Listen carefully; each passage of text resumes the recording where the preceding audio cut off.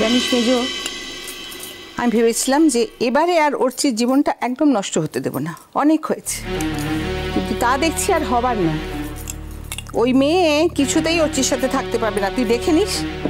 না না দিদি ভাই, না, তুমি ভুল কথা বললে।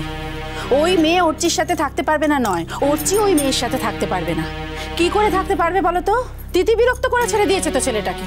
কি ছেলে আমার কি হয়ে গেল, নিজের চোখে তো দেখেছি, সবাই দেখেছি। হ্যাঁ, ওই মেয়েকে আমার ছেলে চোখে হারাতো, আর এখন সহ্য পর্যন্ত করতে পারে না।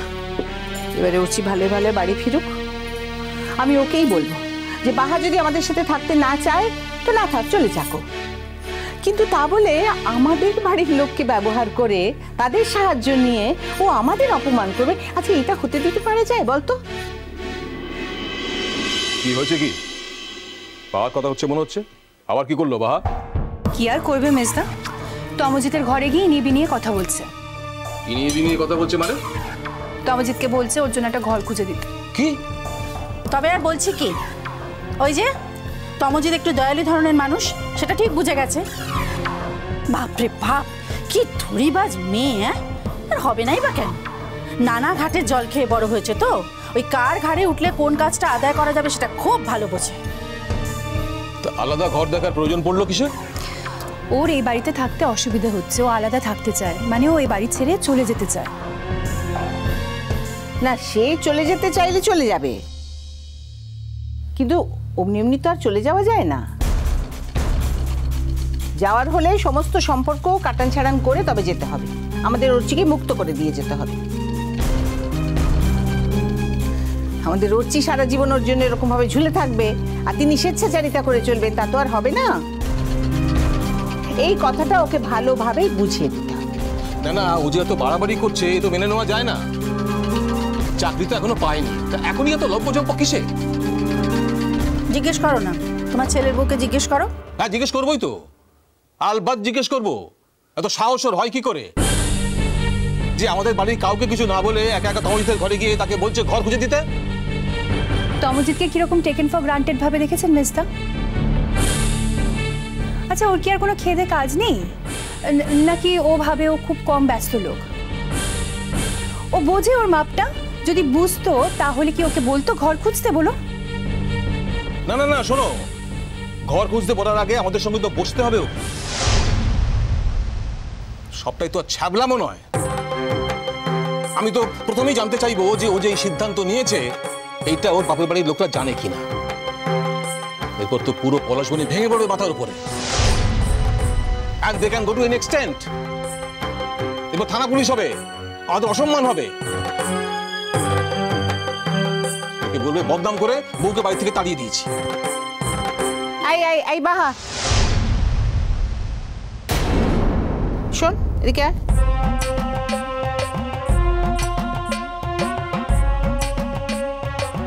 হে, নতুন ঠাকুরপোর ঘরে কেন গেছিলি?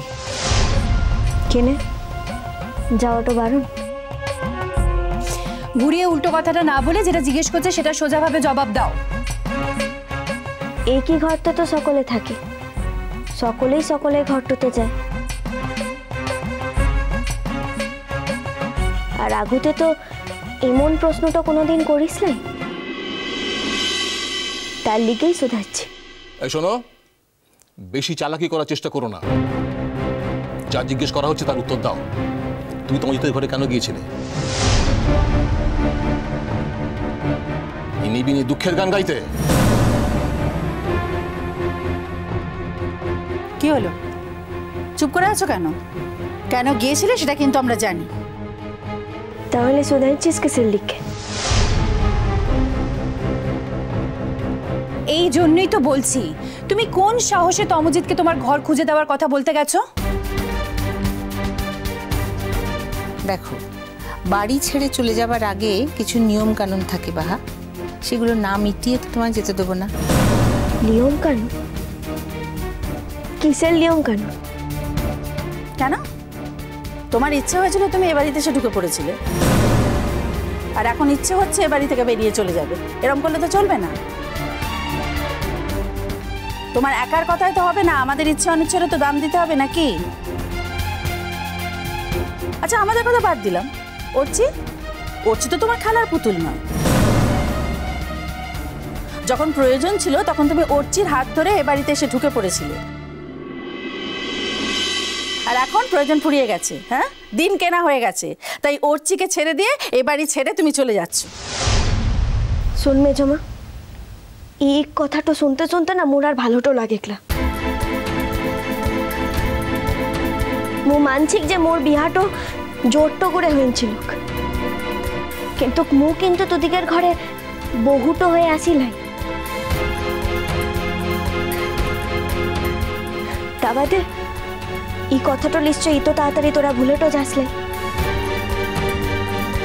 মু কিন্তু তোদিকের ঘরতে কামের মেয়ের পরিচয় তোতে এসেছিলাম। আর একটু কথা, মু কিন্তু কোনোদিন মোর মরদের পড়তে যে অধিকারটা সেটা দাবিটা করতাম না, সে যদি নিজে থেকে না আসতো। সেটা শুধু সেই জানেক আর মুই জানিক। শোনো বাহা, তোমার যদি এ বাড়িতে থাকতে ইচ্ছে না করে তুমি থাকবে না, তোমার যদি অর্চির সঙ্গে থাকতে ইচ্ছে না করে তুমি থাকবে না, কিন্তু তার মানে এই নয় কি তুমি এইসব ব্যাপারে তমজিৎকে জড়িয়ে ফেলবে। মু তো কাউকে জড়াইলাই, মু শুধু এটাই বলেছি যে বিজ্ঞানী বাবুর যদি চেনা পরিচিত কোনো ঘট্ট থাকে তাহলে সেটা মোর লিখকে জোগাড় করে দিতে পারবে কিনা। কেন বলছো? তুমি তমজিৎকে চিনলে কি করে? আমাদের মাধ্যমে তো, আমাদের মাধ্যমে চিনেছো তো। তাহলে আমাদের সবাইকে টপকে সোজা ওর কাছে গেলে কেন? কেন আবার?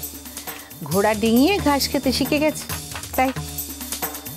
শোনো, পরিষ্কার বলে দিই, যেতে গেলে তোমার বাড়ির লোককে এখানে ডাকবে, সবার সামনে সমস্ত কথা পাকাপাকিভাবে হবে এবং অর্চি থাকবে, তবে যাবে। তা নইলে নয়। ওই তোমরা বাইরে যাবার নাম করে আমাদের ফাঁদে ফেলবে আর আমরা তাতে জব্দ হয়ে যাব, এটা চলবে না। যেতে গেলে একেবারে যেতে হবে। শোনো, নতুন ঠাকুরপোকে তুমি এর মধ্যে জড়াবে না, আর আমাদের বাড়ির কাউকেই এর মধ্যে জড়াবে না। যেতে গেলে নিজের ক্ষমতায় যাবে, প্রত্যেক মুহূর্তেই তো তোমার কারুর না কারুর সাহায্য লাগে, তার আবার এত বড় বড় কথা। কি হয়েছে?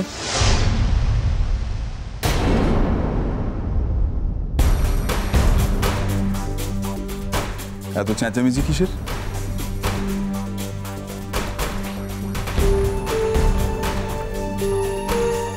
কি হয়েছে বড় বৌদি? নিশ্চয়ই কোনো সমস্যার উদ্ভব হয়েছে। যেটুকু ওভার ইয়ার করেছি তাতে আন্দাজ করতে পারি আমার ঘরে বাহার যাওয়া নিয়ে যত সমস্যার উদ্ভব।